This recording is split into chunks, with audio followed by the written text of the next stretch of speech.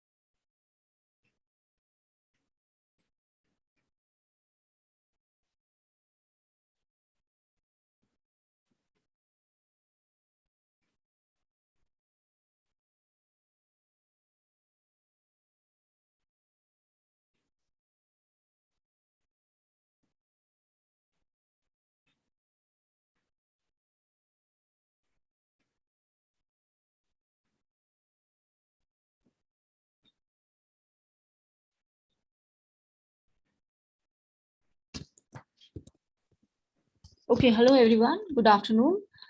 We have Professor Harish Guruprasad. He has taken weeks 1 to 10, 11, and 12 from Machine Learning Foundations course.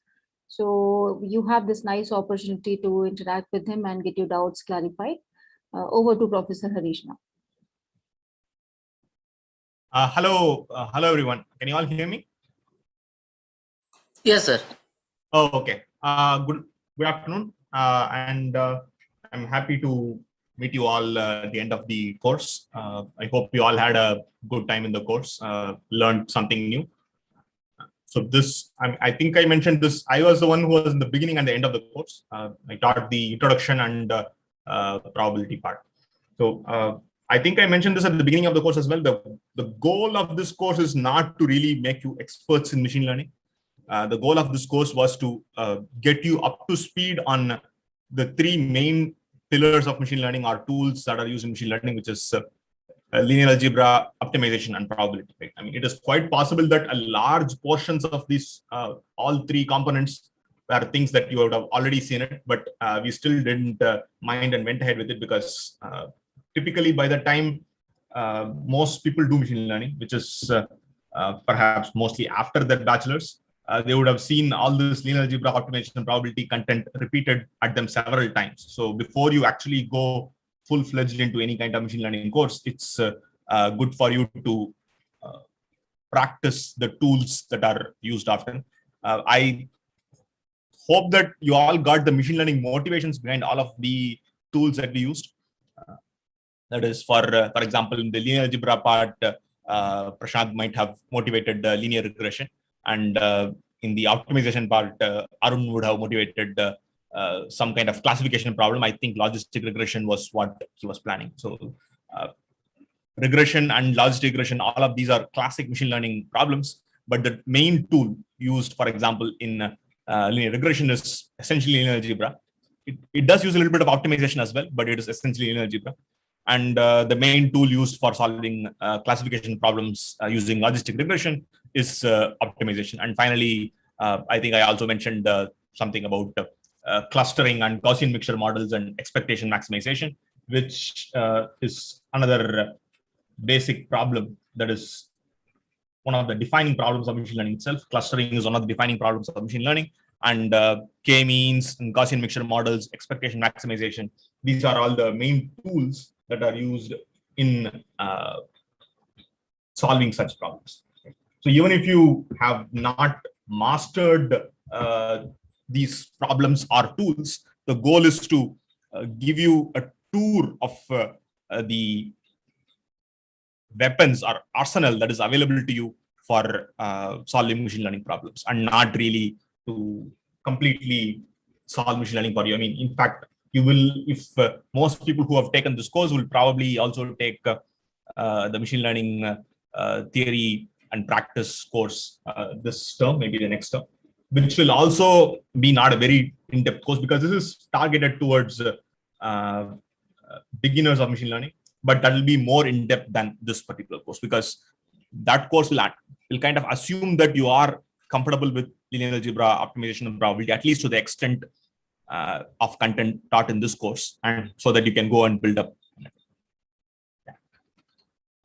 With that, I think the main goal of today's session is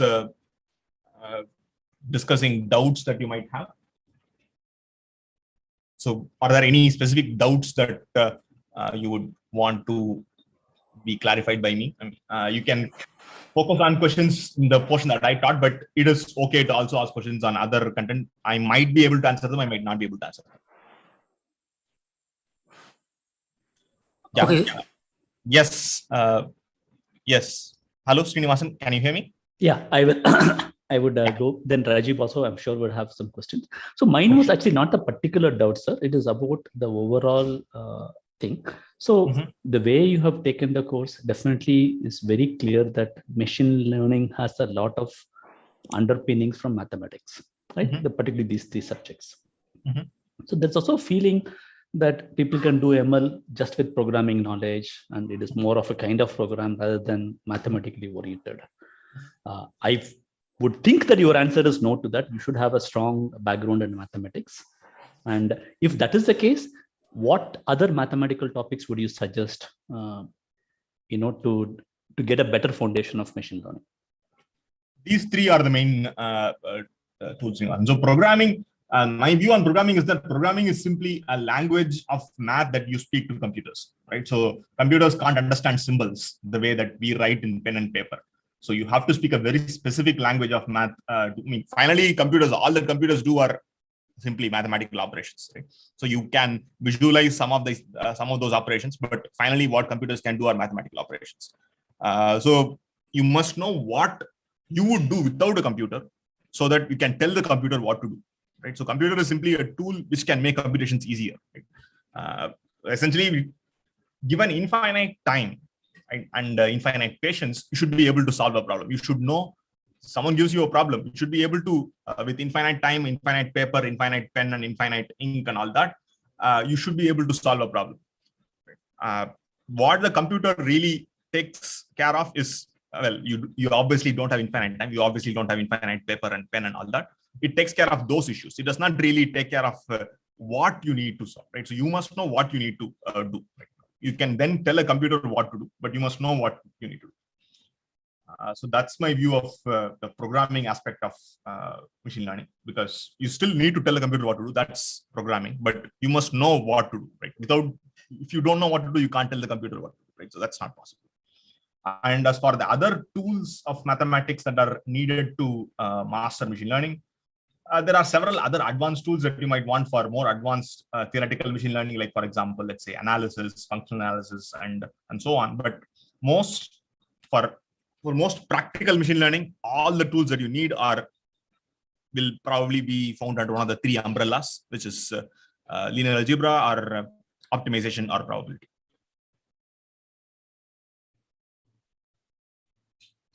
Thank you, sir. I think that is my question. Thank you. Yes, Rajiv. Yeah, sir. I'll start with some technical queries and then probably a general one. Okay, so the first one is the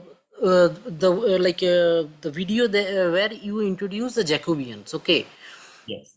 So if you can be give some clarity, where exactly that Jacobian fits. Say for example, you said somewhere x belongs to a square, and then X belongs to a parallelogram, right? Yes. Yeah, so from where that like square is coming and parallelogram, like probably some transformation is happening, but if you can give some more light, or clue, like how to look at that Jacobian stuff. All right, so I'll try and do that. Let's see, that was content in week 11, wasn't it? Right, right. Let me just open the PDF corresponding to that.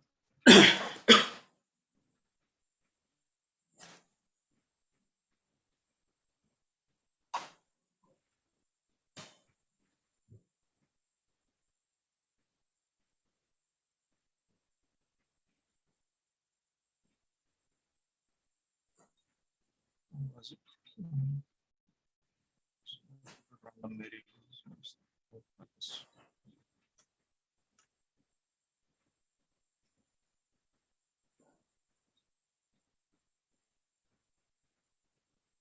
All right. Okay. So let me share the screen and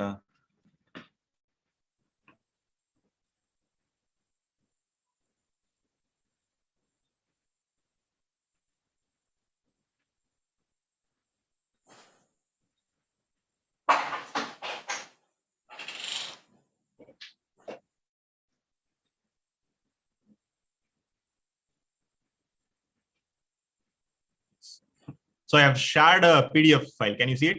Yes, yes. All right. So the Jacobian comes as a result of, as you said, a transformation, right? What is the transformation we'll come to later, but why does the Jacobian come in? So there are two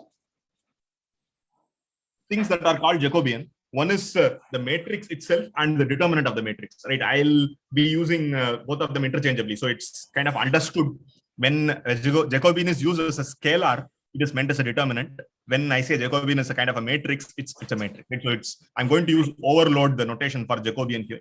And whenever I use it as a scalar, you should take it to mean the determinant of the matrix. And whenever I take it, whenever I talk about it as a matrix, you should take it to be the matrix. So Yes. here is the transformation, right? So you have, what's the goal here in this particular part of the course? That is, you are given two random variables W and X, right? Whose joint density you know, right? So you know the joint density of W and X, right? So that's the first thing. And now you have two other random variables, Y and Z, which are invertible functions of W and X. What do I mean by that? By that I mean that Y is a function of W and X. Let's say Y is equal to G of W, X, and Z is a function of W and X. Let's say Z is equal to H of W, X. Right? So Y and Z are functions of W and X. Right? For example, Y could be W plus X and Z could be W minus X. Right? So that's an example. But I also said invertible, which means that W and X are also functions of Y and Z. That means that there exists a function Q such that W is equal to Q of Y, Z, and there exists a function R such that X equal to R of Y, Z.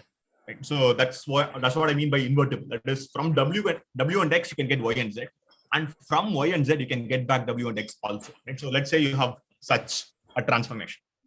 You can extend this idea to transformations which don't satisfy this property also. But for now, let's assume that you have such a transformation. For example, the example I gave you, that is Y is equal to W plus X and Z is equal to W minus X, is clearly an invertible transform, right? So from W and X, you can get W plus X and W minus X. And from W plus X and W minus X, you can easily get W and X, right? So that's an invertible transform. Okay, so now what's the question? Now the question is, I want a joint density of Y and Z. Right? I have the joint density of W and X, and Y and Z are an invertible transform of W and X. How do I get the joint density of Y and Z? Right? Okay, so now that means that we need Fyz of Y, Z. Right? So now let's try to write that down. Fyz of Y, Z times dy dz is simply the probability of the random variable Y, Z belonging to this particular area of the output space. Right? So if what do we mean by Fyz of Y, Z? That's simply the probability of Y being in the neighborhood of capital Y being in the neighborhood of Y and Z being in the neighborhood of Z. Right? So when I say neighborhood of Z, I mean Z to Z plus dz. When I say neighborhood of Y, I mean Y to Y plus dy. Right? So Fyz of Y, Z is simply this. Right? So Fyz of Y, Z times dy dz is simply the probability of Y, Z being in this. Imagine a YZ axis. And essentially, the probability of the capital Y, capital Z belonging to this in this region of the square is our square or rectangle. It's a rectangle because the lengths are dy and dz, not dy and dy. Let's say it's a rectangle. The probability of this random variable pair y comma z belonging to this particular rectangle is exactly equal to this. The left hand side is equal to the right hand side. Okay. So that's okay. So that's the first step. But how can we don't know this, right? So we don't know the probability of y comma z belonging to this particular rectangle. So here is where we can use the fact that it's an invertible transform, right? So if y comma z belongs to this particular rectangle, then w comma x must essentially belong to the inverse of this rectangle, correct? Correct. Which means that you have an inverse of this square. And for now, for simplicity, let's say these g and h are linear transforms, right? Does not matter even if they are not linear transforms, because we approximate them with linear transforms. That's what all of calculus does. All of calculus or gradients, what they do is you have a more complex function, they approximate it with linear function. So for simplicity, let's take g and h to actually be exactly linear functions itself, right? So if you have a linear functions, then the inverse of a linear function is also a linear function. Right? So which means that what you have is w comma x must belong to some linear transform of a rectangle. Right? And a linear transform of a rectangle will always be a parallelogram. Why is that? Because take any rectangle, right? It doesn't matter the orientation, it doesn't matter what it is. Take any rectangle and apply a linear transform on all the corners, all the four corners, right? So sir, like now here you are taking this parallelogram. That means you are saying that this parallelogram is because of that Q inverse or R inverse, right? Yes. Okay. R, Q and R. G inverse and H inverse are Q and R. G Right. Yes. Okay, so correct. you are inverting this. That means you are doing some kind of a transformation once again. And that is the reason the square is getting shifted to kind of a parallelogram. Yes, that's because it's a linear transform. Linear transforms, what are the properties of linear transforms? I mean, if you have a line, if you have two lines, linear transforms don't affect parallelism, right? If you have two lines that are parallel, and if you do a linear transform of the entire space, the parallelism will still remain. Right. Because of this simple property, if you transform a rectangle, it need not stay a rectangle. You can easily think of an example where a rectangle will not stay a rectangle, but it will still remain a parallelogram. Rectangle is obviously a parallelogram, but not the other way around. So the probability of y comma z belonging to this rectangle is exactly equal to the probability of w comma x belonging to this parallelogram. Why is that? Because you have inverted. You have effectively inverted both the left side and the right side.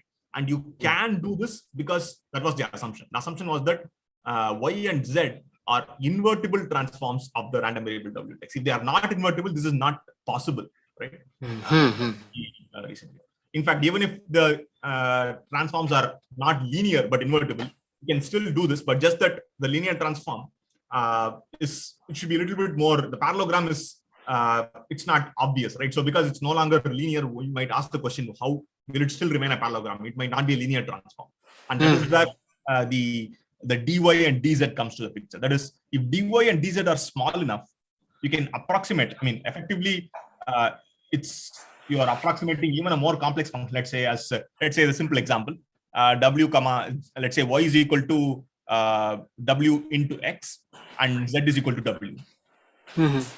Right? So clearly, w into x is not a linear transform of w and x. Correct. Right? But from w and x, you can get back w and x clearly, right? So if you have wx and x, you already have x, and you can divide wx by x to get back w. So this is clearly an invertible transform, but it's not a linear transform anymore, right? But can you still say that rectangles become parallelograms? In general, if you had arbitrary sized rectangles, that's not true, right? Arbitrary sized rectangles will not be parallelograms. Right?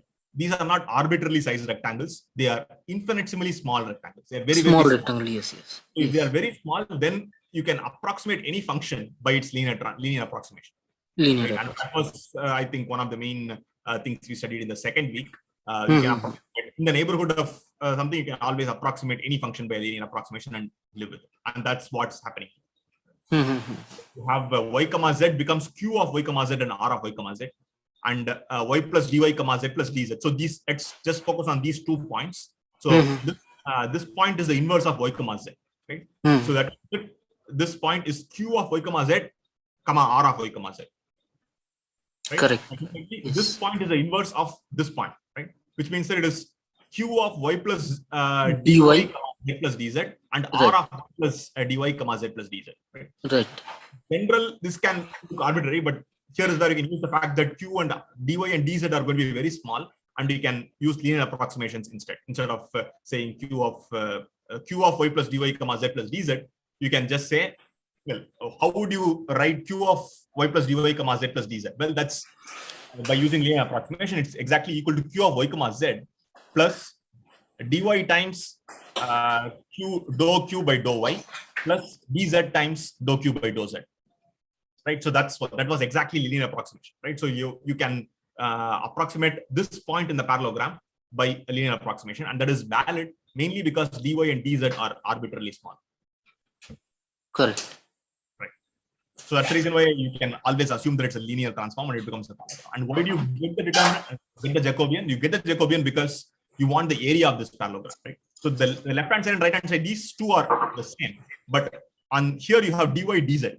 Right? Here you don't have dy dz, you have something else. So essentially you want the area of this, right? So this, if dy and dz are small, this parallelogram is going to be really, really small. But still, this particular thing is equal to what? This particular thing is equal to the density of the random variable w comma x at any point in the square, any point in this parallelogram, times area of this parallelogram, correct? So probability of w comma x belonging to this parallelogram is exactly equal to the density of any point in this parallelogram times the area of this parallelogram. You need the area of this parallelogram now. And the area of this parallelogram is why you need the Jacobian. And that is that multiplying factor. Yes, yes. Okay, understood. Yeah, now it is clear. Okay, great. Any other questions? Yes. So another is on that central limit theorem. Okay. So central limit theorem, like earlier, what we learned was like when you take a sum of random variables, IID from a IID sample, then if you scale it by root n, square root of n, then it follows that normal 0 sigma square. Yes. And I think like here we are doing by divided by n, right? No, not really. We still divide by root n only. Whereas we still divide by root n only. Okay. Then it's my mistake. So probably I took it wrongly. Let me just see. Maybe there was a bug somewhere. We still divide by root n. We still divide by root n. Okay. Then sir, it's my mistake. Yes. Okay. Another is like yes. Yeah. Another is that Hofding bound. Okay. Yes. In that Hofding bound, like there also we are taking the sum of that random variables. Now, say for example, if we take a convex combination of that random variables, like will that inequality still holds?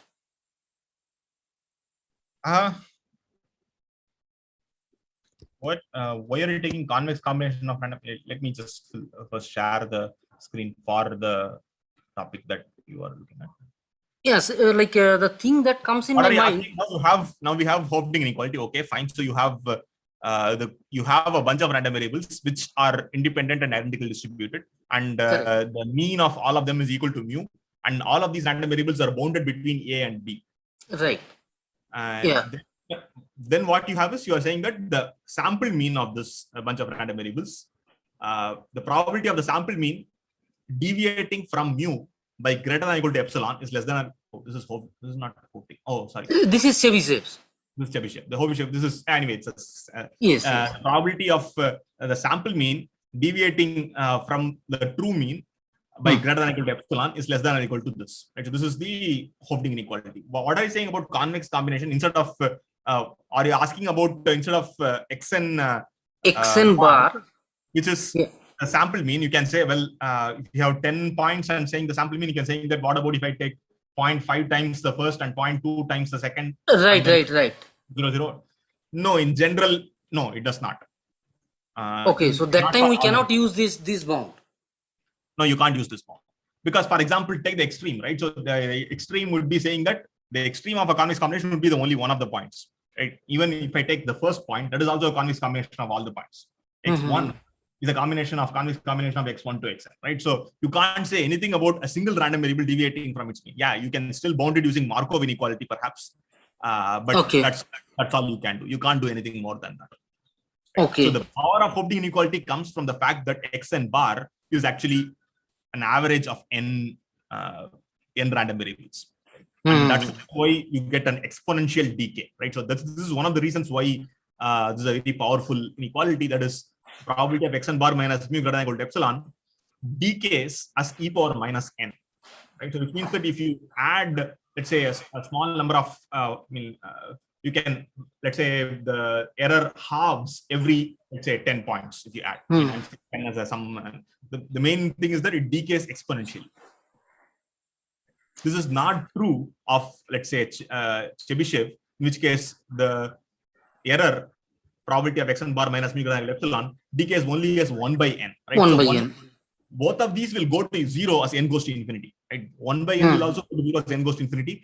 E power minus n will also go to 0 as n goes to infinity. But you will see that e power minus n goes to 0 much faster than 1 by n.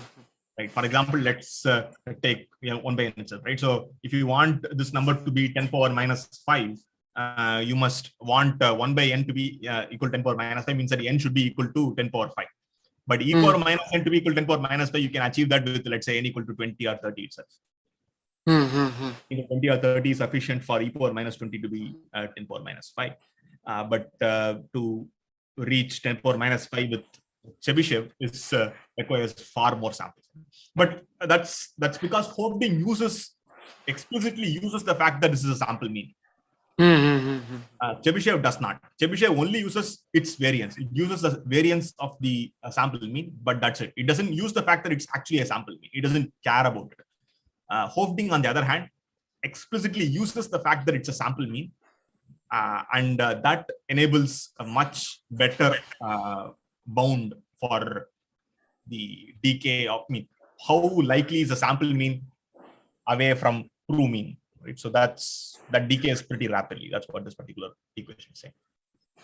So, like, if, say, for example, Xn is multidimensional, okay, say, for example, 2-dimensional, then also it will work. It will hold true. So now you are saying that each of these random variables are 2-dimensional vectors. Is that 2-dimensional? Yes. Well, you can do that independently for each component, right? So if each of these X1 to Xn are 2-dimensional vectors, you can take the first component alone as one random variable and second component alone as another random variable and do it separately. Okay.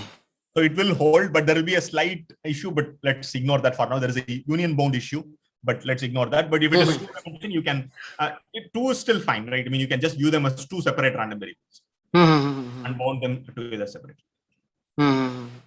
Because I was thinking, say, for example, if we have a general regression type of problem, okay, and we do not have any clue at the beginning, and if we have the sample data, from there, can we guess something that, okay, expectation of this will be around this, like some bound? So we really cannot get into that. Like it will like holds good for like a one-dimensional variable mainly. Yeah, this bound as a whole holds only for one-dimensional variables. But if you want, let's take the case where X1 to Xn, they themselves are vectors of, let's say, dimension 2. Then mu is actually a 2-dimensional. I mean, you can just view it as 2 one-dimensional series. Right? Instead of as X1, X2, Xn, you can view it as X1, X2, Xn and Y1, Y2, Yn. Right? And then independent, I mean, you can bound both of these together independently. Yes. Yeah. And then you can do that. Right? So that's something which you could do. But if there is one issue, that is, for example, what if your number of dimension is equal to the number of points, right? Then that's a harder situation, right? So it's not a constant. If your number of the dimension is not a constant, then you are in trouble, right? Then you might be in a little bit of trouble. If it is a constant, you can use whatever the constant, whether it is 2 or 3 or 5 or 10. As long as it's a constant, you can use the same idea. So, sir, like these bounds, like generally, say, for example, when you have a machine learning problem, okay, you get some data. So, is this like a good practice? Like we should get a kind of a idea about the like a range of that random variable and some bounds that, okay, it should not go beyond this, like before even like doing some mathematical formulation of the data. That Okay, way so it is used generally? not really. So let me tell you one of the main applications of things like voting inequality. It is Great. for, let's say, polling, right? So you are polling for, let's say, in a constituency, and you want to find out who will win, BJP or Congress, who wants to, who will win, right? And you can't, I mean, let's say there are 1 crore people in that constituency, right? You can't obviously ask all 1 crore people. You want to know how many, I mean, let's say you can randomly select people, right? So you want to say, with 1% margin, at least you want to say who will win if there is, let's say, more than a 5% margin between the two. If they are, if the two contestants are like 49.9 and 50.1, then it's very difficult, right? But at least in the situation where something like, let's say it's 45-55, right? So 45% people are going to vote for one party, 55 are going to vote for other party. You technically don't need 1 crore votes to get that. Let's say you just sample 100 people and find out on average which of these parties are going to win. And you want to say with 95% confidence, in this case, I predict that party A is going to win with the 95% confidence, right? So you want to be able to say that, and you obviously have only finite budget, right? So if you are asking people, you have to hire people to ask questions, right? And you don't have finite budget, right? You can't hire 1 lakh people to ask 100. I mean, you probably have, let's say, only 20 pollsters, right, going to knocking each house and asking questions, right? So recently you can ask 1 pollster to go to, let's say, 50 houses in 1 day, right? Right. So that means that you have a limit on the amount of data you can gather, right? So, but you still have a requirement saying that you want to say who will win with 95% confidence, right? So what we tell you, if you want to get to within, let's say, a 1% margin of error with 95% confidence, then you need to poll at least 2,000 people. Right? Then you say, okay, now I need 2,000 people. Okay, now based on that, I can design my budget. If it says something, for example, if you say, oh, I want to distinguish at the error of 0.01% margin and with 99% confidence, right? If someone say that I want a certainty result, then what the inequality will tell you is you can do that, but you will have to sample 10 lakh people, right? So that's not practical. It tells you what is a practical goal, right? So the inequality will tell you that, well, I can find out who will win with a 1% margin with 95% confidence with 2,000 people. Right? So that's something which I can do. If you ask me for more, I will need more data points, which means that I need to poll more people. So that's one of the main uses of voting inequality. I mean, there are refined versions of voting inequality, but that's one of the main uses. And that's, for example, if you go to more of these surveys, like for example, let's say you go to the National Health Survey or something like that, National NFHS, these things, they'll tell you we polled 1 lakh households to get infant mortality, to estimate infant mortality rate, right? And they will give you error margins. They'll say the infant mortality rate was 2.7% with the error margin of 0.3% with 98%. Right? So how do you get these, right? So you can say 2.7 with error margin of 0.3 with 95% confidence means that with 95% confidence you can say the infant mortality rate is between 2.4 and 3. Right? How do you get these confidence? How do you get? I mean, you poll however many people you want to. So there are two things, right? So one is you have whatever budget you can afford, and you get as many people, as many data points, and then get the sample, get your confidence intervals and your error limits, or you can go the other way around and say that I want a 1% error and a 95% confidence. Then how many samples should I get? Right. So you can go also. You can do both these things. That's one of the main uses of inequalities like this. So in the context of machine learning, well, it's mainly used in justifying your performance. Let's say you have learned a classifier or a regression, right? So let's say you have learned a classifier and you want to say how good is this classifier, right? And you test this classifier on 100 data points and you find that it achieves 90% accuracy, right? And you want to, let's say you are a contractor and you are building this classifier for some customer, right? So you go to the customer and say, my classifier has the classifier that you asked me to build, I have built it for you. This classifier has 90% accuracy with 5% error margin and 95% confidence. You can say these kind of things, right? So the person who is deploying it, I mean, no classifier is going to be 100% accurate 100% of the time, right? So that's not possible. So you are always going to have imperfections, but it's okay to have imperfections if you can plan for imperfections, right? So it's not the perfect should never become the enemy of the good, right? So what you get is a good, use it somehow, Right? So these are the kind of applications that machine learning uses holding inequalities. And generally, large inequalities, you want to guarantee how good your classifier is. And, these are the main tools that are used for. There are other applications also, but typically holding inequalities these are not tools used in algorithms themselves, but they are used for certifying the results of the algorithms and not the algorithms themselves. Okay, like telling something about the population. Yes. So final answer, you can say, well, I've built a classifier which has so and so accuracy. But of course, that's not your only finite data, right? So you can never say it's going to be 90% accuracy on all the data. What you can say is that 90% accuracy plus or minus 3% with 95% confidence, right? So the error rate is going to mean 87% to 93% with 95% confidence. That's what you can. So that is what people want anyway. No one wants, obviously everyone wants perfect classifiers, but realistically, most people not possible. With this something like this. If you say this, they'll be happy and take it. Right? Okay, fine. You know your limits and you tell me what the limits are. That's all you can expect for anyway. Okay. So yeah, the last technical stuff is like sir, that EM expectation maximization stuff. Like if you can give us some kind of a what you called step by step, like how it is happening. Okay. Like that E step and M step, we understand. Like I understand the calculation, like that gamma, EJ and stuff like that. That big stuff. Okay. Yes. Somehow I managed to decrypt that, but couldn't get a feel. Like okay, say for example, you have some data now, because it is a kind of a generative class, and if you want to generate something from a population, right? Like you have some data and you need to generate some additional data out of it. So probably this is a kind of a generative class, right? Yes, you could call it that, because the entire expectation maximization for this context is exactly equal to estimating parameter estimation, right? So we have always seen parameter estimation in some context. It's in a simple context where you have data from, let's say you have 100 data points from a uniform distribution, right? And you want to just know the parameters of the uniform distribution. How do you get that? Well, uniform distribution is simply given by the lowest and the largest number. So you just take the minimum and the maximum, you get that, right? So that's the ML estimate. So in a very similar way, you have this here. Let's say you have data coming from a Gaussian mixture model, right? So can you see the figure? Yes.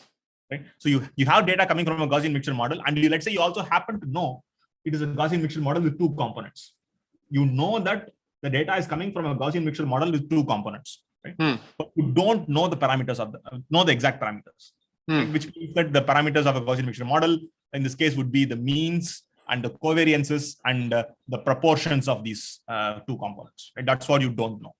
Correct. So the goal of expectation maximization is to get these parameters. So expectation maximization in this case is simply a parameter estimation algorithm. That's it. That's all it is doing. It is not doing any generative. You can use parameter estimation itself as a part of a generative procedure, but the way we have framed it, expectation maximization, at least in this context, is simply a parameter estimation problem. Yeah, the generative term came in my mind, because you told that chicken and egg, right? Yes. So that example you have taken. So now, if I create a dummy chicken, yes, and who will create that egg, and then I have some means to verify that okay, that this egg belongs, it has come from that population. Right. So you can use these parameters to generate new data points. That obviously is, but that's a side issue, right? So the goal of the algorithm is to get the parameters. That's it. Okay. So, sir, can you give like one-dimensional, simple one-dimensional example, and probably 1 or 2 iterations, like how it is going there? All right. Okay. So let's take a very simple one-dimensional example itself. Let's say you have 4 data points. Yes. Let's say are 6 data points, right? Let's say you have 6 data points, one-dimension data. Let's say it's -1, 0, 1, and 5, 6, 7. Right? So -1, 0, 1, and 5, 6, 7. You have these 6 data points. You can clearly see there are 2 clusters, one centered at 0 and other centered at 6. Correct. Right? So now let's say you initialize your parameters, initialize. So now let's say you know that it's a 2-component Gaussian. Now you have to initialize your pi1, pi2, mu1, mu2, sigma1, sigma2, correct? Right. So let's say you initialize pi1, pi2 to be equal to 0.5, 0.5. Mu1, mu2 to be, let's say, let's just take two numbers. Let's say you initialize mu1, mu2 to be -5 and plus, or -1 and plus 1. Mu1, mu2 to be -1 and plus 1. So, and sigma 1 and sigma 2, let's say they are both equal to plus 1. Right. So what I have done is I have initialized with a Gaussian mixture model with two equal components centered at -1 and plus 1 and variance equal to 1. Correct. Right. So now Yes. This is a very simple situation. Now you can find the cluster responsibilities of the 6 points. Right. So if you do that, you have -1 and 1. Right. So this is an interesting situation where you will find that the first 3 points, which is -1, 0, 1. -1 will have mostly responsibility assigned to the first cluster, which is centered at -1. Let's say the two clusters are -1 and 1, right? So I'll call the cluster which is initialized to -1 as the first cluster, the cluster which is initialized to +1 as the second cluster, right? Okay. Now you have 3 points. The first 3 points, -1, 0, 1. The cluster responsibility for the first point, -1, will mostly be to the first cluster. And the cluster second point 0 will actually be exactly split half for both the clusters. And the cluster assembly for the third point 1 will be mostly for the second cluster. Right. And finally, for the last 3 points, 5, 6, 7, all 3 points, the cluster responsibility will almost completely be with the second cluster. Sir, actually, like I'm lost again. Right. We initialize. Wait a minute. I'll just use the text pad. I tried to make my tablet work, but it's not working. So I'll just share a text. Okay. Screen. Okay. Let me. Okay. So you cannot write there, right? Right. That's why my tablet is somehow not connecting to the screen. I can write on my tablet, but it's not connecting to my screen. So what I'll do is I'll just share a text screen and then I'll just type on that. Okay. Okay. Okay.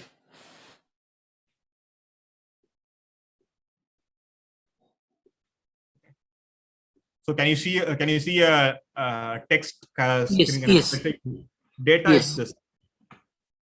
-1, 0, 1 and 5, 6, 7. 7.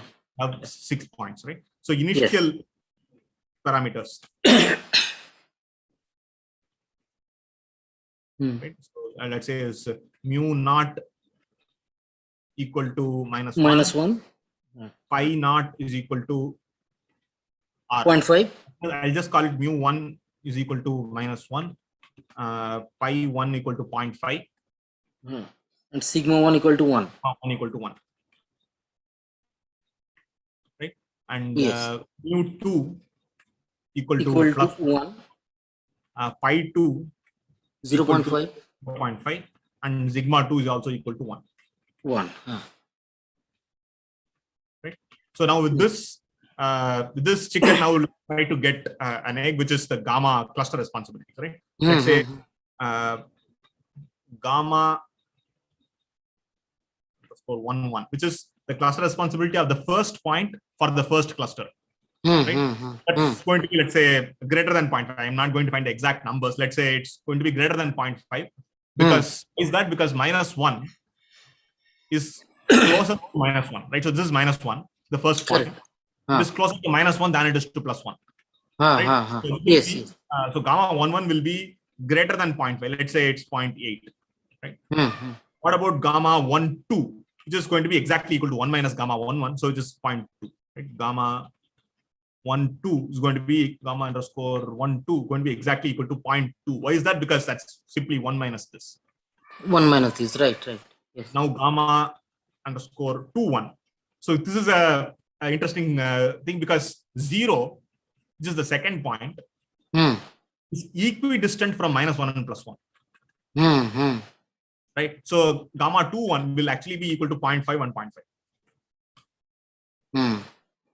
Gamma, I'm not going to write gamma 2, 2 is simply 1 minus that. Okay. Yeah, 0.5. Yeah. right? So now gamma 3,1. Gamma 3,1 will be equal to 0.2. Why is that? Because plus 1, which is the second point,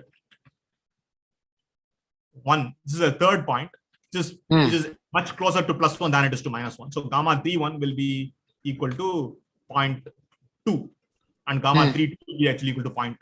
Okay. So now finally gamma 4,1, gamma underscore 4,1 will be actually almost approximately be equal to 0. Why is that? Because 5 is, 1 is closer to 5 than minus 1. That's true. But minor at that ratio, right? So it's almost definitely 1. Yeah, that is like far away actually. These 3 points are almost certainly 0 plus generated by this second cluster than the first cluster. So gamma 4,1 will be approximately 0. Gamma 5,1 will also be approximately 0. 0, yeah. Similarly, gamma 6,1 will also be approximately equal to 7. Gamma 4,1 is 0 means that gamma 4,2 is equal to 1, right? So that's 1, right? Yes. And similarly, gamma 6,1 6,1 0. So now you have this, and with this now you can generate the new parameters, right? How will you generate the new parameters? Let's just do pi1 first, right? So what is pi1? Pi1 is simply the number of data points that are assigned to cluster 1, right? Which is simply equal to the sum of gamma 1,1 plus gamma 1,2 plus gamma 3,1 plus gamma 4,1 plus gamma 5,1 plus gamma 6,1. So that's equal to 0.8 plus 0.5 plus 0.2, but that's 1.5. 1.5, yes. Why is 6? Because it's 6 data points, right? 6 data points, yes. Pi2 is simply equal to gamma 1,2 plus gamma 2,2 plus gamma 3,2 plus gamma 4,2 plus gamma 5,2 plus gamma 6,2 divided by 6. That's going to be exactly 4.5 by 6. Correct. Right? So pi1 plus pi2 should come to 1, right? So now that's pi1 and pi2. Now what is mu1 now? Mu1 is the sample mean, the weighted sample mean of the new data points. How do you get that? Well, that's it's the weighted mean of the first 3 points only. The weights are given by 0.8, 0.5, 0.2. So that's going to be 0.8 into minus 1 plus 0.5 into 0 plus 0.2 into plus 1 plus 0 into 0, something. You have 3 0 terms. Divided by gamma plus, like 1.5. Divided by 0.8 plus 0.5 plus 0.2, which is 1.5. 5. Yeah. You can do this. And similarly, what is mu2? Mu2 is going to be equal to 0.2 into minus 1. Can you see what I'm typing? Yes. I don't know how to increase the font size. We can see it better, sir. Actually, when you presented it, it was coming out much better. Oh, okay. But now probably it is small, but it was so far it was better. Coming out. Is it better now? Yeah. Yes. All right. Okay. So 0.2 into minus 1 plus 0.5 into 0. 0 plus 0.2 and so on and so on. Plus 0.8 into 1. Plus 1 into 5. Plus 1 into 6. Plus 1 into 7. Divided by 4.5. Correct. This is mu2. Similarly, you can do sigma 1, sigma 2 also. Right? And I'm going to ignore sigma 1, sigma 2. I'm just doing Yes. So what will mu1 be? Mu1 will be kind of negative, right? So 0.8 into minus 1 plus 0.2 into 1, which is minus 0.6. Minus 0.6 by 0.5. Minus 0.6 divided by 1.5. Right? But mu2 is going to be a much larger number because you have 5, 6, and 7 here. Right? So that's going to be completely overwhelmed this. So that's approximately going to be equal to 5 plus 6 plus 7 by 4.5, which is 11, 18, 18 by 4.5, which is approximately 4. It's going to be greater than 4, but it's approximately 4. Right? Now your new means are minus 0.6 by 1.5 and 4. And you can repeat this again. And if you keep on repeating this, you will eventually get mu1 to be equal to 0 and mu2 to be equal to 5, which will correspond to this data. Yeah, But sir, like after this, say for example, we calculated sigma 1, sigma 2 as well. Okay. Yes. After this, we need to go and update these. No. We need to use this mu1 and calculate this once again, right? Yes. You have So to there use is no as such update. You have to use these new parameters to get your gammas. New gammas. Right.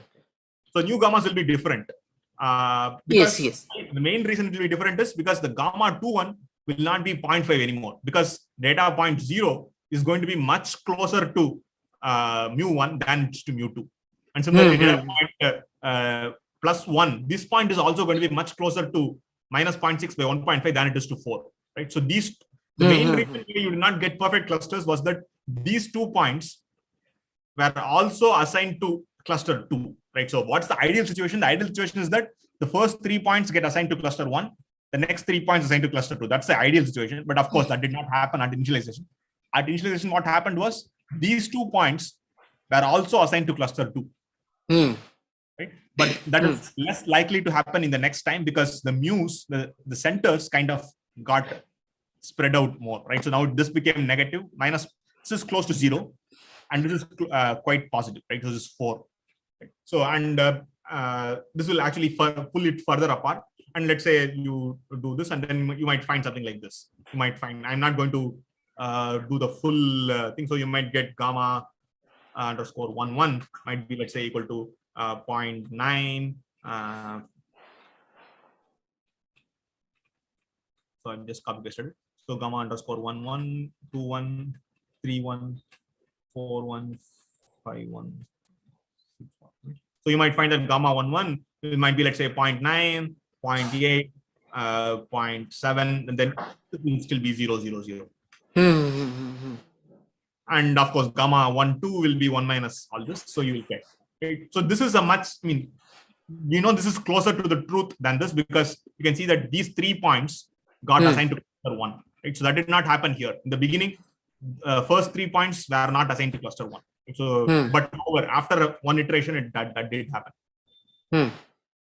So, and you can keep on doing this. At the end, you will find that mu1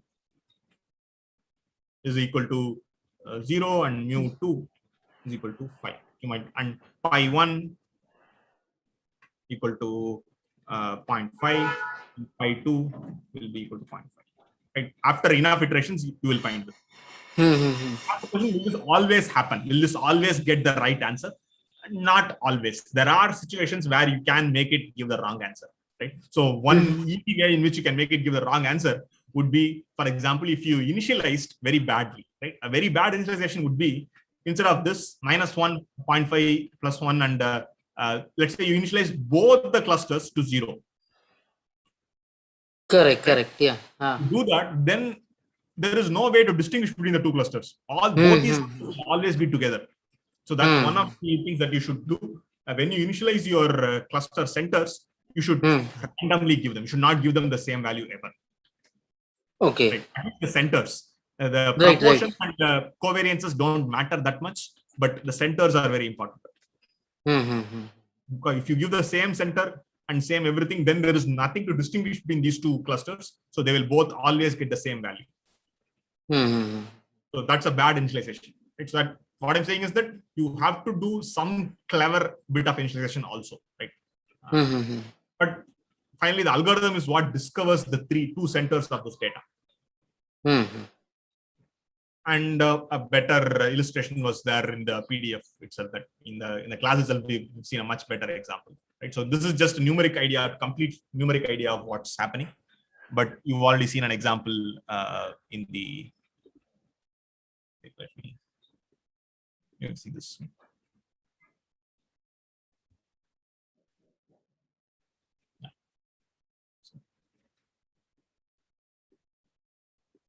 Yeah, so this is how a more graphical illustration would be. You started off with this much green data, and you initialize these two cluster centers. And in the first step, you found your gammas, and you assigned each point to either a red cluster or a blue cluster. And then you recalculated the cluster centers, recalculated the cluster responsibilities, and so on until you get these two cluster centers. So, sir, this is possible, even if the, say, for example, it is an exponential distribution, then also it will, it can form these two clusters, right? Because my mu and sigma will be different.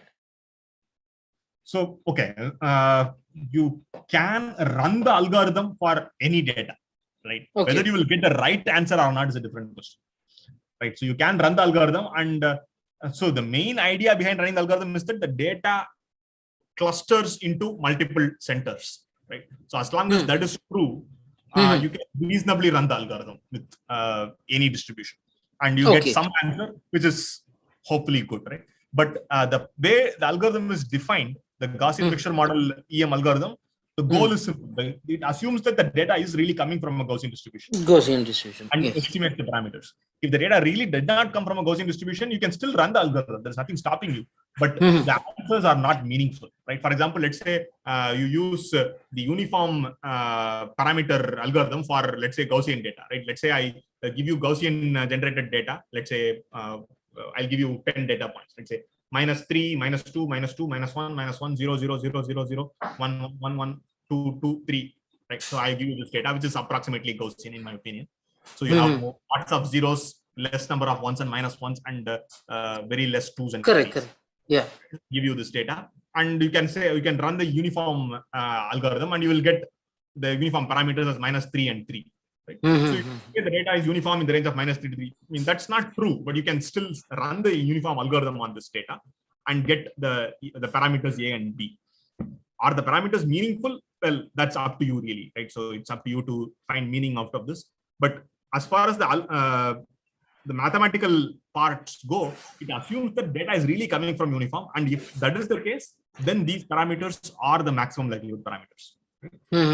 It's up to you to ensure that the data is, the assumptions that you make are a good approximation of the reality. Right? So in the real world, you are never going to have exact Gaussian, exact uniform, anything anyway. In the real world, everything you make is an assumption. The real only question is, are the assumptions you make reasonable approximations of the reality?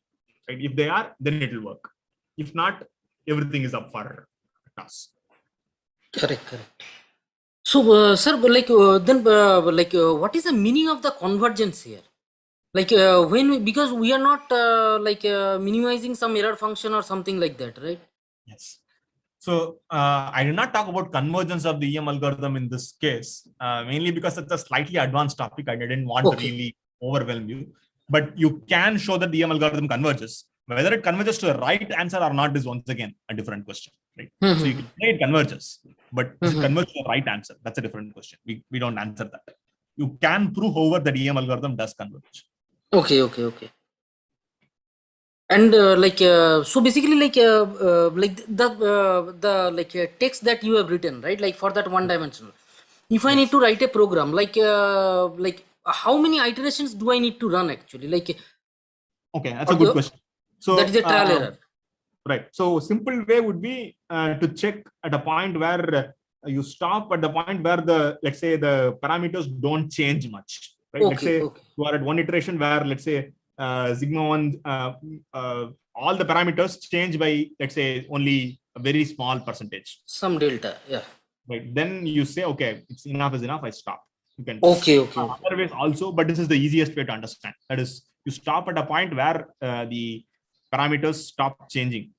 It will probably keep on changing slightly, but you can have a threshold saying that if all the parameters are changing by less than 0.001, then stop.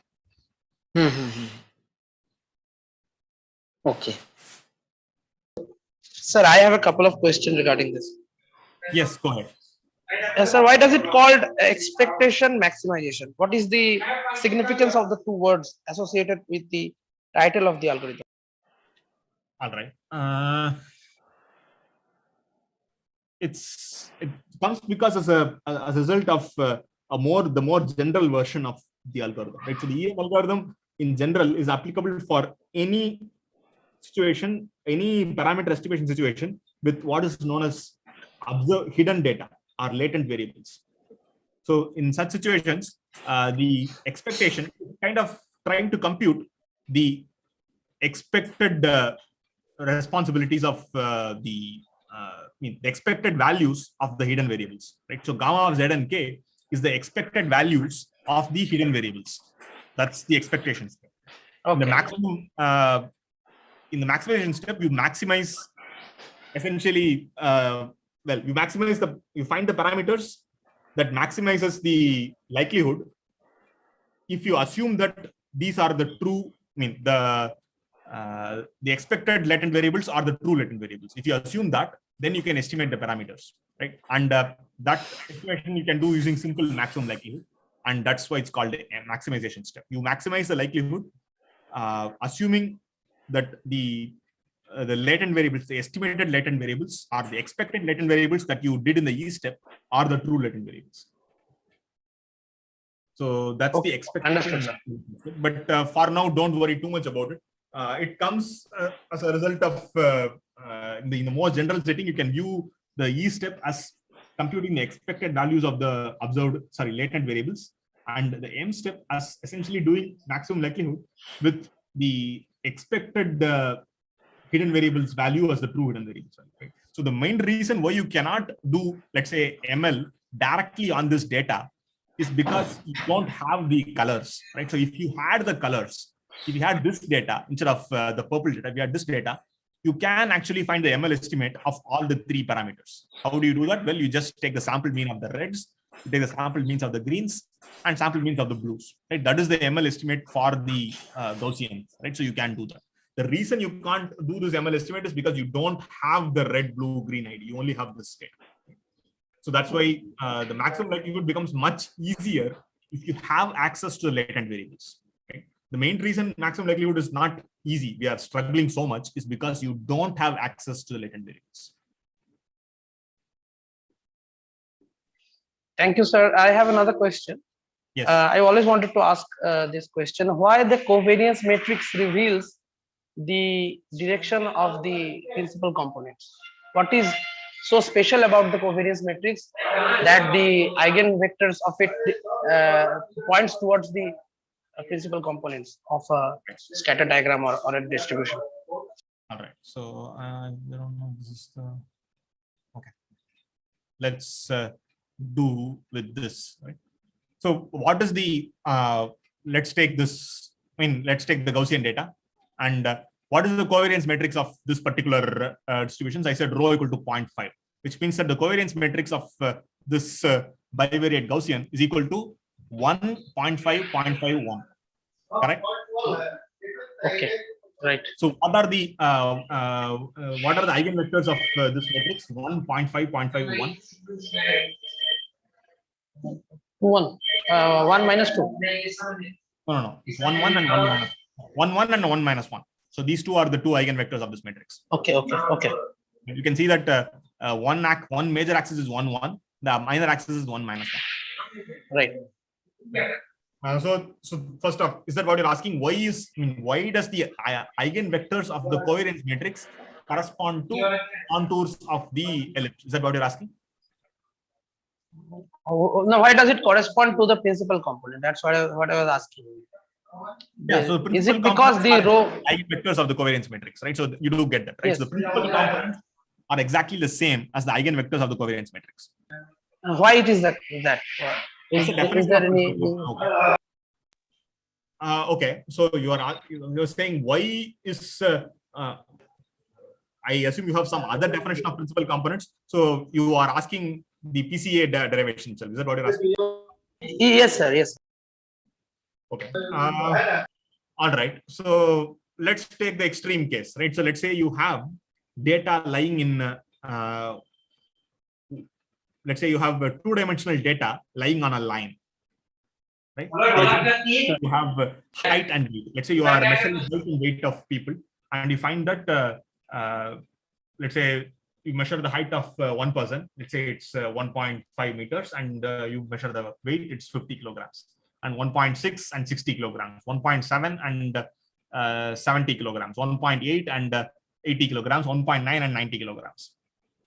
Right. So you find that you can plot these data points on the height weight axis, and you find that they are exactly on a straight line. Okay. So now There is no, this is just two-dimensional data. There is no regression or nothing here. It is just two-dimensional data. You measure the height and weight. Right? So now what is the principal component of this data? Right? The principal component of this data is basically the line that best approximates this. I mean, not best approximates, that is closest to all the data points. Closest in the sense of not the vertical line, but because horizontal and vertical have no special meaning here. So height and the height and weight data, there is no special meaning to horizontal and vertical. It's simply closest. Right? So in this case, the line would simply be the line through all the data points. So now, what is the covariance of? Let's take the simple example again.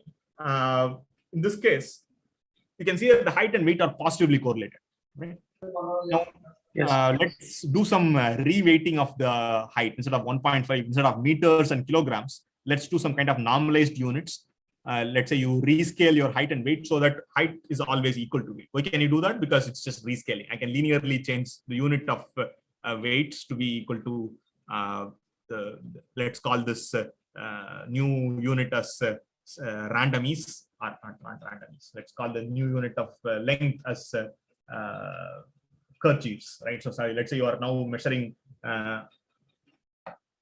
length in terms of the units called kerchiefs, right? And what is the one kerchief? One kerchief is equal to length in mil. The length of an item in kerchief is simply equal to length of item in meters minus 1 meter multiplied by 10 or multiplied by 100. So which means that a 1.5 meter item will essentially be equal to 50 kerchiefs, right? And 1.6 meter height person will actually, the length of that person is 60 kerchiefs, right? So now we have a new unit of length called kerchiefs, which is simply different. Now, if you plot the data in this new, based on the new unit, let's say the unit of our weight is still kilograms, but the unit of length is kerchiefs. So if you do that, they will lie exactly on the y equal to x line. Right? So 50 kerchiefs, 50 kilograms, 60 kerchiefs, 60 kilograms, 70 kerchiefs, 70 kilograms, and so on. Right? So you will have this data. And what is the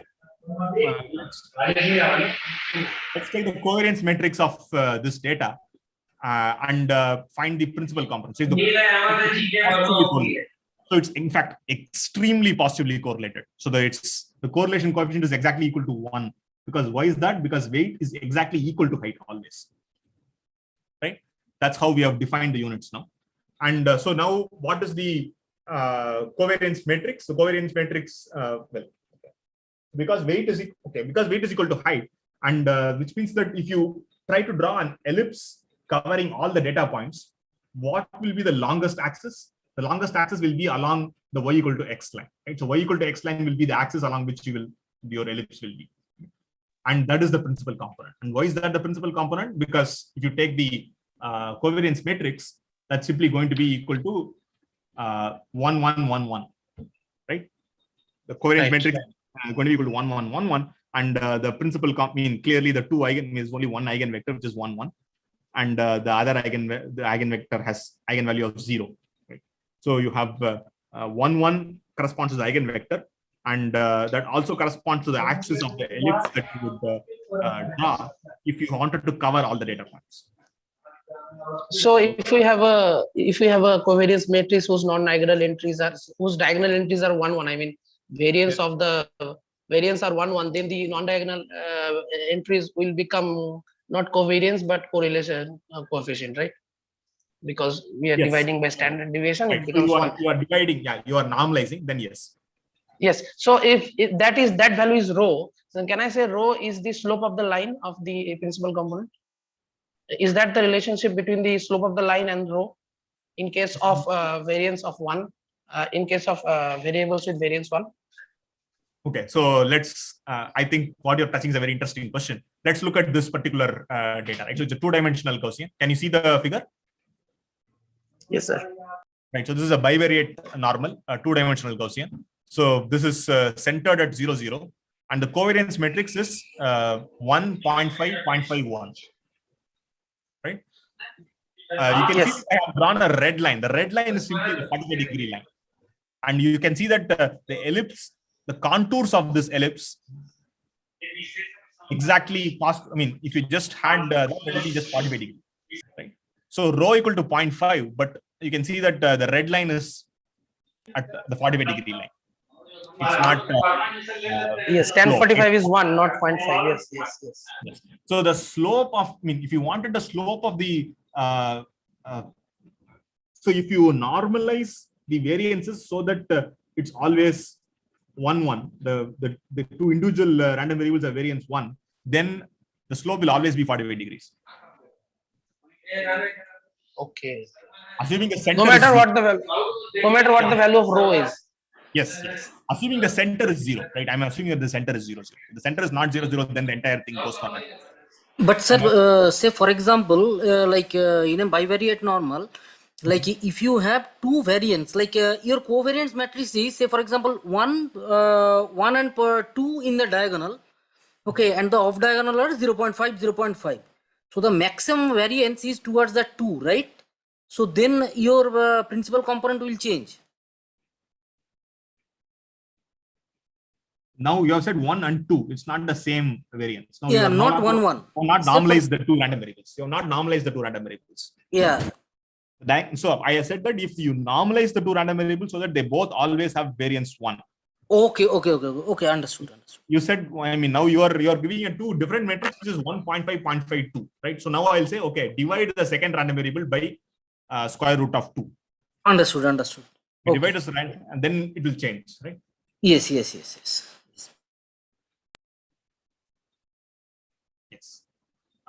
Right. So what I would recommend is just spend some time on this contour plot of the bivariate Gaussian with this rho. I mean, spend some time, understand how does rho enter the picture here. I mean, it does not really affect the red line, but it does affect the green line. You can see that the green line, what's the slope of the green line? The slope of the green line is exactly equal to rho.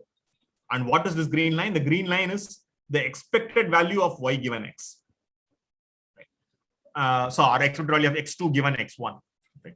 But you can also ask the question, what is the expected value of x1 given x2? That's also a valid question. And you will see that the slope of that is exactly equal to 1 by rho. That's going to be a slope 2 line. I've not drawn that, but that's going to be the case. Right? So x2 equal to rho x1 and x1 equal to rho x2 are not the same line. They are two different lines. You get that, right? Unless rho equal to 1. If rho equal to 1, then you are the same. But if rho is not 1, x2 equal to rho x1 and x1 equal to rho x2 are two different lines. Their slopes are rho and 1 by rho.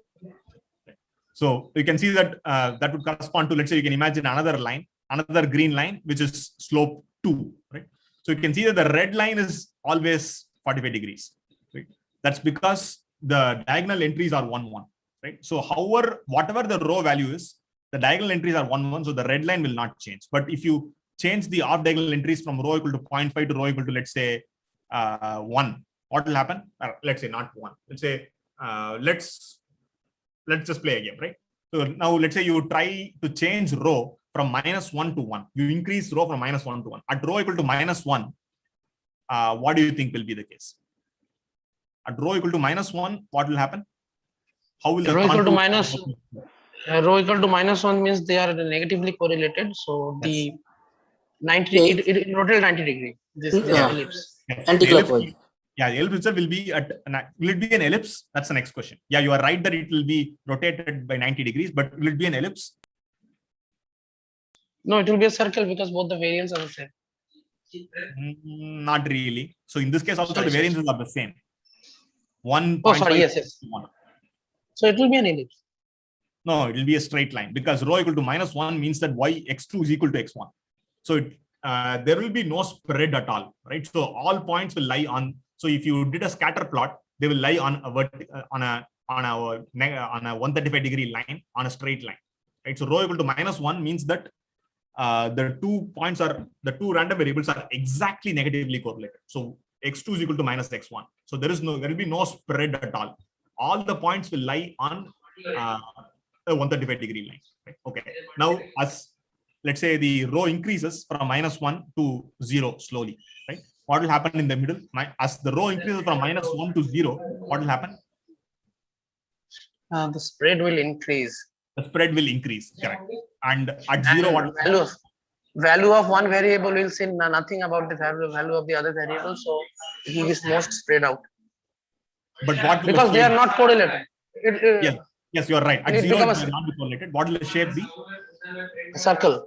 Yes, the shape will be a circle, right? So at Yes. and as you increase from 0 to 1, what will happen? As you know, what will happen at 0.5? At 0.5, something like this will happen. At what will happen at rho equal to 1? It will again become a straight line. Straight line, which will essentially coincide with the red line. Right? Yes, so that's what will happen as you increase. I mean, what I have done here is the covariance matrix. I have fixed the two diagonal entries, 1, 1. I am only varying the off diagonal entries, rho from -1 to +1. Well, but what if you don't fix the entries to be 1, the 2 to be 1, 1, then things will change. It will no longer always be 45 degrees, right? So this ratio, this red line, the slope of the red line will essentially be the ratio of the two diagonal entries. Okay. So in this case, the diagonal entries are 1 and 1. So the red line will always be at 45 degrees, right? Of course, negative 135 degrees is also the same, right? So I'm assuming that rho is positive, right? Let's say rho is positive. If rho is positive, the slope of the red line is going to be exactly equal to the ratio of the diagonal entries. So the red line, you can see that kind of bisects the red. So first off, what does this ellipse represent?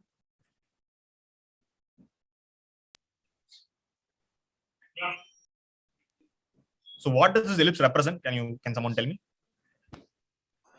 Distribution of the data.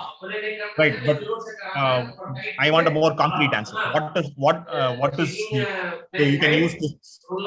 This is not a complete answer, but this is a partial answer here. Contour plot of what? Contour plot of the joint distribution of the. Yes, contour plot of the joint distribution. Yeah, that's what I'm looking for. Contour plot of the joint distribution of the two random variables x1 and x2. And the scatter plot will simply be samples drawn from this, and you're just putting one point there. So importantly, I mean, at least look at this diagram and understand the relation between the two. Right? So that's something which will be very helpful for you. Right? So this is the kind of data we'll most likely see, but you can easily argue that this is more easy to visualize than this. I mean, here it's not clear how dense the center is. Right? You can't really look at the ratio of the density between here and here, but in this figure you can see it's a kind of a decaying more along this direction. But both of these have value, right? So this works with finite data itself. This requires you to have access to the joint density. Right. Any other questions? Thank you, sir. Sir, I had like one doubt in this itself. You mentioned ratio of the density. Like, how does it indicate? It's a ratio of density. I said ratio of the variances. Okay. Are not the variances, rather ratio of variances essentially. Yes. Like, how strongly are they correlated with each other? Is that right? No, the strongly correlation has to do with the rho. Rho is simply the off diagonal entry. Rho equal to 1 or between 1 and -1. The diagonal entries are 1 and 1 here in this case, right? So I've used the standard normal, not standard normal, the standard bivariate normal, in which case both the diagonal entries are equal to 1. That's the reason why even if you change rho, the ellipse is still always at 45 degrees. The angle of the ellipse does not change. As you change rho from -1 to +1, let's ignore the flip happening at go from negative to positive. Let's ignore that flip. Only thing that changes is how fat the ellipse gets. The angle of the ellipse does not change. The ellipse gets fatter as you decrease rho from 1 to 0, and the ellipse gets thinner as you increase rho from 0 to 1. But the angle of the ellipse stays the same. The angle of the ellipse, which is given by the red line, that is actually in this case that is simply given by the diagonal entries. In this case, the diagonal entries are remaining the same, and that's the reason why even if you change rho, that does not change. Okay. Is there any way, like in this graph, to like if I say x2 given x1, then can I look at the normal distribution in this graph itself, or that is something that gets lost in the process of joint distribution? Like Okay. Yeah, yes. Okay. So actually, let me zoom in here. Right. So I have fixed x1 to be, let's say, equal to 2. Yeah. Okay? Right. And now let's just move along this line. Right. So if I move along this line, you can see that let's ignore the white part. You can see there is a large purple part. Yeah. And then you have the density is increasing. And you can see that at this point is when the density is maximum. Why is that? Because you can see these are contours, and this blue line is exactly tangential to a contour at this point. Right. So you can see that the density is increasing. I mean, it's flat. I mean, it's increasing, and then it reaches a maximum here, and it decreases. That's all you can see from this plot. Is it normal or not? You can't see, but you can kind of see it's kind of symmetric. I mean, even though it looks like you are cutting an ellipse, it looks very symmetric. Why is that? Because you can see the length of this region is exactly equal to the length of this region. The length of this region is exactly equal to the length of this region. Even though you are cutting an ellipse at an angle, it looks like this line slices through equal lengths in equal density. So this is kind of suspiciously symmetric. So that should give you the first hint that, I mean, it might be normal. Right? So it is, whether it's Gaussian or not, you can't guess from the plot. What can you get from the plot? You can get from the plot that it is first low, and then it increases, and it reaches a peak at this point, and then it decreases, and then decreases and keeps on decreasing. So what you can get is that given x1 is equal to 2, x2 has a unimodal distribution. That is, there is one point where it has the largest density, and away from that, it is decaying. You can also, if you have a proper scale, you can use the colors and measure and argue that it's symmetric. Not only is it unimodal, it's also symmetric, right? So unimodal, symmetric, decaying are away from the mean, kind of automatically suggests normal is a possible answer, but that is not guaranteed from just from this plot. Okay. You need the symbols. You need to derive that from symbols. From symbols, you'll get that because it's a quadratic. I mean, you are intersecting a quadratic with a line. It still remains a quadratic.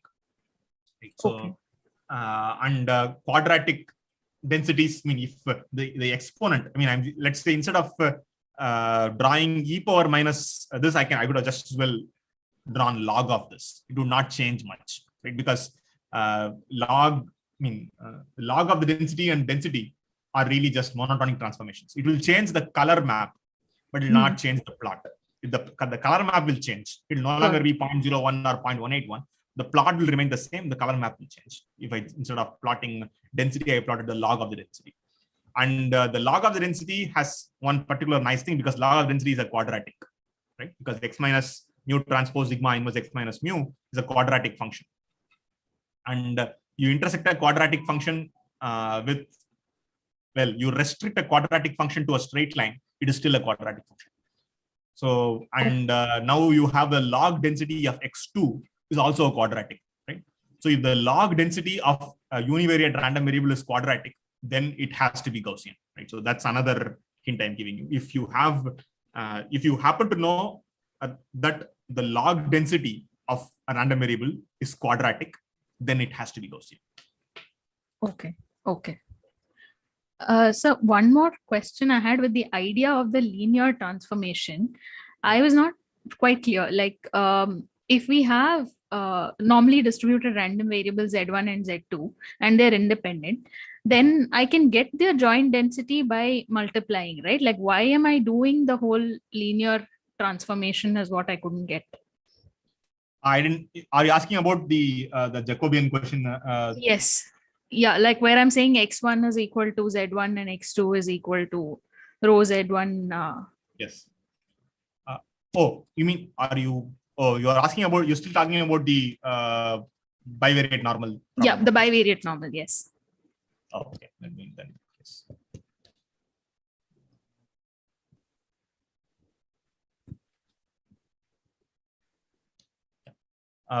Okay, so what did you ask? I mean, you have like I know this is sometime in the beginning. I know that Z1 and Z2 are independent random variables. Like I can just get their joint density by multiplying, right? Like why am I doing this transformation? Yes, but you don't know x1 and x2. I mean, Z1 and Z2 are independent random variables. You can get them by just multiplying, but that's not the question. The question is to get the joint density of x1 and x2. But what are x1 and x2? Like, yeah, x1 is just this. X1 and x2 are. Can you see this? Yeah. So x1 and x2 are linear transformations of Z1 and Z2.